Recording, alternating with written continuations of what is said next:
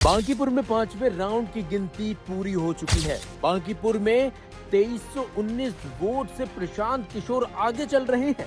मतगणना में प्रशांत किशोर काफी आगे चल रहे हैं। इस वक्त बीजेपी उम्मीदवार नीरज कुमार दूसरे स्थान पर हैं, जबकि आरजेडी उम्मीदवार रेखा कुमारी तीसरे स्थान पर चल रही हैं। लेकिन आपको बता दें कि जिस तरह से बांकीपुर उपचुनाव के परिणाम आ रहे हैं और जिस तरीके से प्रशांत किशोर आगे चल रहे हैं, ऐसे में अगर यह आंकड़ा 5000 के पार हो जाता है तो अन्य पार्टी के उम्मीदवारों का जीतना मुश्किल हो सकता है। आपको बता दें कि बीजेपी ने प्रशांत किशोर के आगे नीरज कुमार को अपना उम्मीदवार बनाया है, जबकि आरजेडी ने रेखा कुमारी को मैदान में उतारा है। लेकिन यहाँ मुख्य और कड़ा मुकाबला प्रशांत किशोर और बीजेपी के बीच माना जा रहा है। लेकिन जिस तरीके से मतगणना चल रही है और जिस तरीके से परिणाम सामने आ रहे हैं, उससे कहीं न कहीं माना जा रहा है कि प्रशांत किशोर आगे निकलते जा रहे हैं और ऐसा ही लग रहा है कि प्रशांत किशोर बांकीपुर उपचुनाव में जीत दर्ज कर सकते हैं।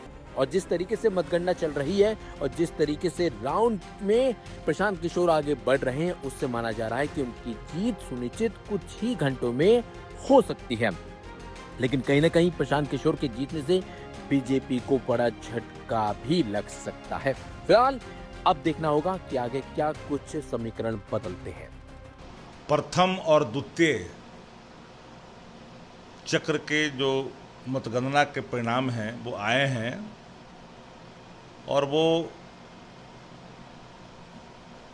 जाता दिख रहा है धनसुराज के पक्ष में। दोनों भारतीय जनता पार्टी का परंपरागत वोट पूरे तौर पर दोनों राउंड में जनसुराज को ज़्यादा दिख रहा है, यानी सरकार के खिलाफ गुस्सा है।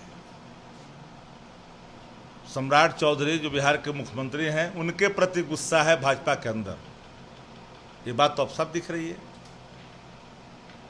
साफ साफ दिख रही है। तो भाई जब राजापुल का जब नीतीश जी का वोट चला गया प्रशांत किशोर को, तो बचा क्या है? पता नहीं क्या जरूरत है। आपकी पार्टी के कैंडिडेट पे भी मेरी हमारी पार्टी के कैंडिडेट का जो भी फलाफल हो, मतदाताओं में गुस्सा तो था। दूसरे चरण के भी परिणाम आए हैं, लेकिन दोनों चक्र का जो आया है, मैं बहुत खुश तो नहीं हूँ। मुझे कबूलने में कहीं जरा सा भी रेख मात्र का कोई इफ़्वट नहीं है। हम कबूलते हैं, हम राजनीतिक व्यक्ति हैं, सच को कबूलनी चाहिए। भारतीय जनता पार्टी का परंपरागत वोट भी अगर भाजपा को नहीं मिल रहा है, वो उधर जा रहा है।